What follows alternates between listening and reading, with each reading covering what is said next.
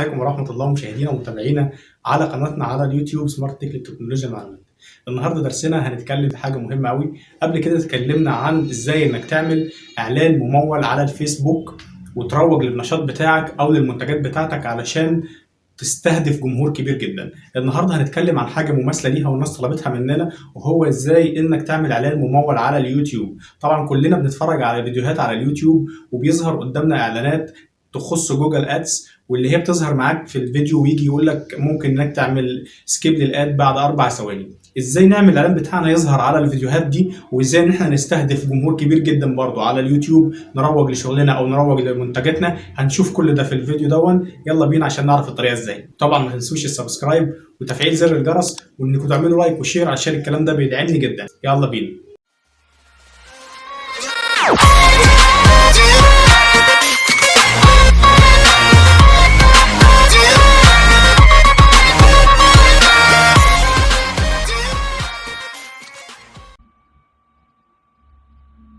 السلام عليكم ورحمة الله مشاهدينا ومتابعينا على قناتنا على اليوتيوب سمارت تك لتكنولوجيا المعلومات. طبعا احنا قلنا في الفيديو المقدمة ان احنا النهاردة هنشرح ازاي انك تعمل فيديو ممول او اعلان ممول على الفيديوهات على اليوتيوب. الدرس اللي فات اتكلمنا عن ازاي تعمل اعلان ممول على الفيسبوك، وهسيب لكم الرابط تحت في الديسكريبشن لو حابين تشوفوه.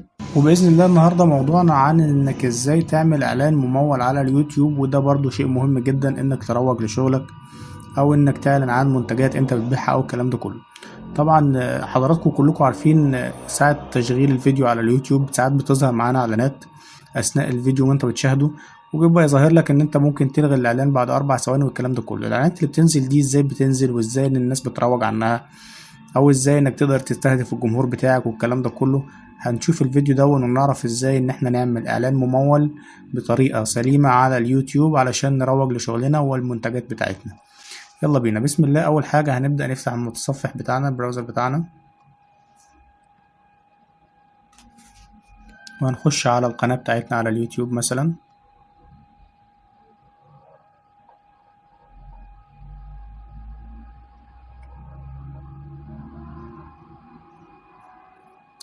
بعد كده استوديو يوتيوب،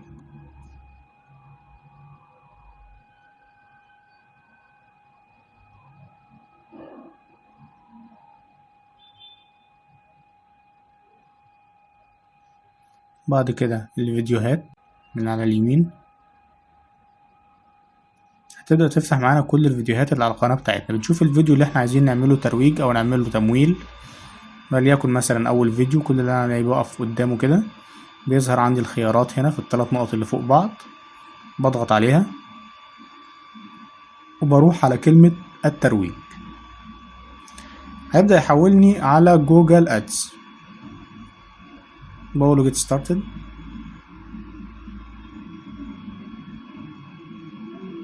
طبعا الناس اللي متعرفش ان جوجل واليوتيوب هما واحد، يعني جوجل ويوتيوب هما يعتبروا شركة واحدة.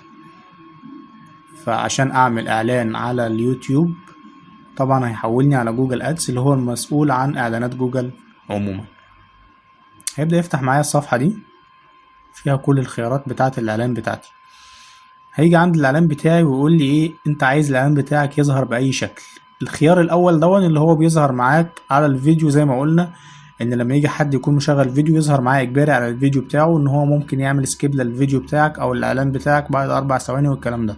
طبعا وده اهم حاجة واللي احنا عايزينه. بنعلم عليه وهيجيب لك شكل الفيديو هيظهر معاك ازاي.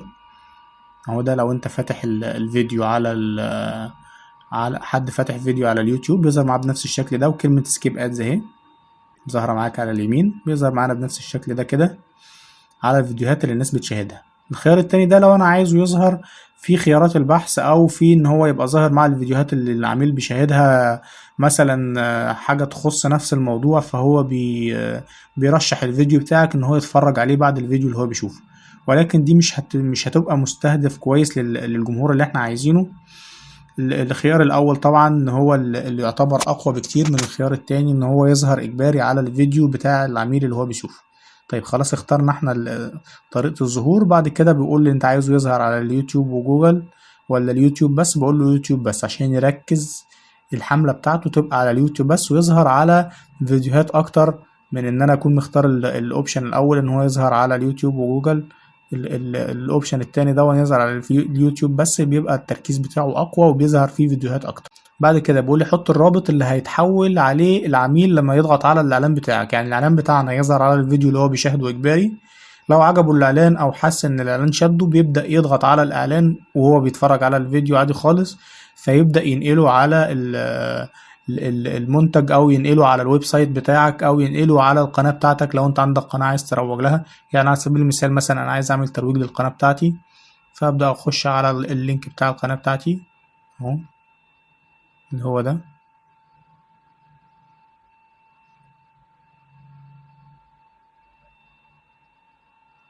باخد الرابط من المتصفح عادي وابدأ احطه عندي هنا. طيب لو انا فعلا عايز اروج عن القناة، فانا عندي في طريقة تانية، بدل ما بحط اللينك او الرابط بتاع القناة بتاعتي فقط، في طريقة تانية افضل، ان هو في رابط بيدخل العميل وبيظهر له اوتوماتيك برضو رسالة اجبارية ان هو يعمل سبسكرايب. الرابط ده انا هجيبه لكم اهو، هنحطه مع بعض وتشوف الفرق ما بينه وما بين رابط القناة العادي. ده شكل الرابط بتاع النقل على السبسكرايب اوتوماتيك، بيبقى بنفس الشكل ده اللي هو اليوتيوب، وبعد كده سلاش تشانل، وده الكود بتاع الشانل بتاعتي. بعد كده هو بيفرق بس ان هو فيه الكود ده في الاخر اللي هو sub underscore confirmation يساوي 1. الرابط ده لو انا خدته وحطيته في المتصفح فبيظهر لي القناه، وفي نفس الوقت رساله اجباريه بتظهر بيقول لي الاشتراك في القناه، فبديله اوكي او كنسل. طبعا ده هيساعد كتير ان الناس تعمل سبسكرايب او تعمل اشتراك عندك في القناه.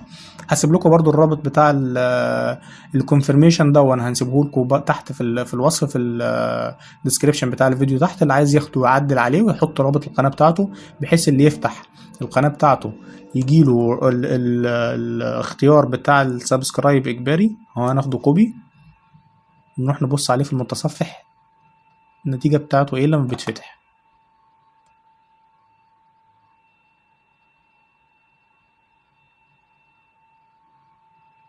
اهو زي ما حضراتكم شايفين جالي تأكيد الاشتراك في القناة، فانا بقول له اشترك.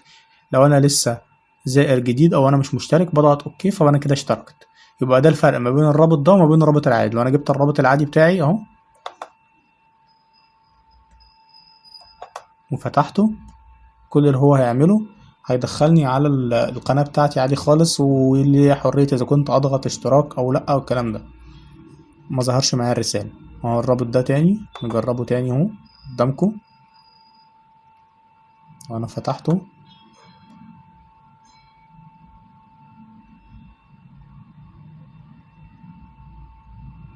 اوتوماتيك بتظهر معايا رسالة الاشتراك. يبقى لو انا عامل الاعلان بهدف ان انا اروج للقناة بتاعتي على اليوتيوب، يبقى يفضل ان انا اخد الرابط ده كده بنفس الشكل، اعدل عليه واحط رابط القناة بتاعتي بحيث يظهر قدام العميل الاشتراك المباشر معايا. طيب نرجع تاني للشرح بتاعنا. لو انا بعمل اعلان عن منتج او موقع تاني او حاجة على الفيسبوك او صفحة او جروب او كلام من ده كله، يبقى انا بستبدل الرابط ده كده بالرابط اللي انا عايز احطه مكانه، ايا كان ايه اللي انا عايز احول العميل عليه بمجرد ما يضغط على الاعلان بتاعي. خلاص خلصت، اخترت نوع الاعلان هيظهر ازاي، وقلت ان هو يظهر اجباري على الفيديو بتاعي، وعايزه يركز الاعلان بتاعه على اليوتيوب فقط مش عايزه يظهر على جوجل، وابدا احط له الرابط اللي هينقل العميل عليه لما يضغط على الاعلان. اقول له كونتينيو، دخلني على الخطوه اللي بعدها.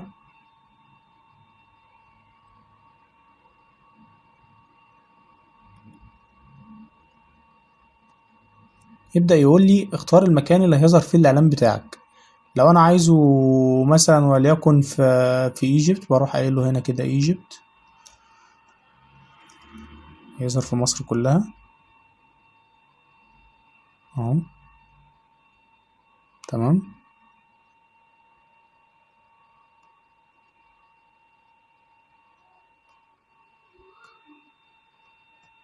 عايز احط كمان بلد مثلا وليكن سعودية اهو، يبقى كده هيظهر معايا مثلا في مصر والسعودية. طيب تمام خلاص، بدأت ان انا حددت مكاني الكلام ده كله. بيقول لي حط لي الاعلان هيظهر عند الناس بتتكلم بأنهي لغة. يعني انا الاعلان لما يجي الاستهداف بتاعي يستهدف الناس اللي بيتكلموا بأنهي لغة، فبقول له عربي وانجليش، يعني في ساعات بعض الناس العرب بيبقوا عاملين صفحة اليوتيوب بتاعتهم انجليش، فيظهر برضو معاهم. خلاص خلصت، بعمل كونتينيو. هيخش معايا على الخطوة اللي بعد كده، وهي ان انا بحدد الجنس اللي هيظهر لي الفيديو، اللي هو انثى او ذكر، الاعمار بتاعتهم والكلام ده كله. طبعا بسيب العلامة، يعني بسيب زي ما هو كده متعلم على كله بحيث يظهر عند كل الاشخاص. بعد كده الخيار اللي بعد منه اللي هو بستهدف بقى الجمهور اللي انا عايزه. يعني انا مثلا وليكن القناة بتاعتي وليكن بتتكلم عن ازياء وملابس وكلام من ده، يبقى انا عندي اول خيار اهو اللي هو بتاع الازياء، بتاع الهدوم الفورمال اللي هي الرسمية، والحاجات الملابس العوم، والملابس اللي هي النسائية، والجوارب، وهنا المجوهرات والاكسسوارات والساعات والكلام ده كله. ابدأ ان انا استهدف الجمهور بتاعي في القائمة دي. وبعد كده هنا في عندي جمهور اللي هو بتاع اللي بيهتم دايما بالسيارات بالموتوسيكلات والكلام دون. وهنا لو انا حابب استهدف الجمهور اللي بيهتم بالاطفال ورعاية الاطفال والهدوم بتاعتهم والالعاب بتاعتهم والكلام ده كله. وهنا البيوتي برودكشن اللي هو بيهتم بالجمال والميك اب والشعر والبشرة والكلام ده كله. وهكذا عندنا القوائم دي كلها موجودة عندنا. الجمهور كله بنختار الجمهور اللي هيناسبنا في الإعلان بتاعنا بحيث الاستهداف بتاعنا يبقى صح. خلاص اخترنا من جميع القوائم اللي احنا عايزينها، بنعمل كونتينيو. هخش بعد كده على القائمة اللي بعدها، وهو هيقول لي عايز الحملة بتاعتك تبقى بكام في اليوم. انا بالنسبة لي انا بحط الرقم اللي انا عايزه، يعني انا عندي لحد $1، عندي لحد $1. حطيت $1 او 18 جنيه، ما يعادل 18 جنيه. بعد كده بقول له ايه، ابدأ الحملة. هنا نسينا نحط اسم الحملة، بنحط اسم الحملة هنا مثلا وليكن الإعلان عن القناة.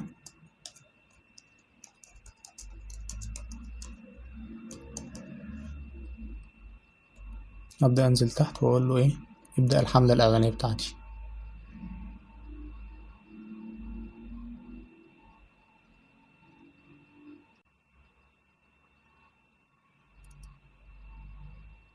يبدأ يحولني هنا على صفحة الحملات الإعلانية بتاعتي، وأبدأ أشوف أنا الإعلان عن القناة. هو مثلا ده أنا كنت عامل إعلانات قبل كده، بخش على الإعلان عن القناة، ابدا اتابع الاعلان بتاعي واشوف الريت بتاعه هيبقى ايه، فيو ريت اهيا، والكليكس اللي هي النقرات او النقرات اللي انضغط عليها من العميل اللي كان بيشاهد الفيديو وظهر الاعلان بتاعي والكلام ده كله. وابدا اشوف التفاعلات بتاعتي واتابع كل حاجه بالنسبه للاعلان بتاعي من خلال الصفحه دي. طبعا في ناس كانت بتسال ايه هو اقل حاجه لتمويل الاعلان على اليوتيوب. اليوتيوب مش هيقبل منك اقل من 80 جنيه بالمصري، ما يعادله بقى شوف انت حسابها بالدولار هيبقى قد ايه. لو انت بتتعامل بالدولار يبقى اليوتيوب مش هيقبل منك ان هو يدخل رصيد في حسابك الاعلاني على جوجل ادز اقل من 80 جنيه مصري.